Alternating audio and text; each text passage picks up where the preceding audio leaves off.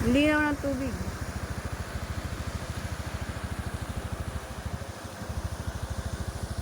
Ano, ilog at saka dagat, nagtatagpo sila. Yan.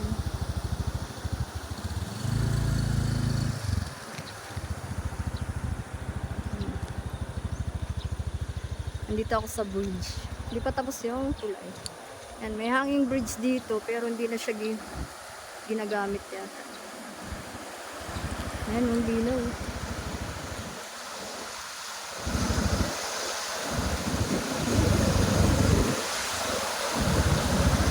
Linaw ng tubig.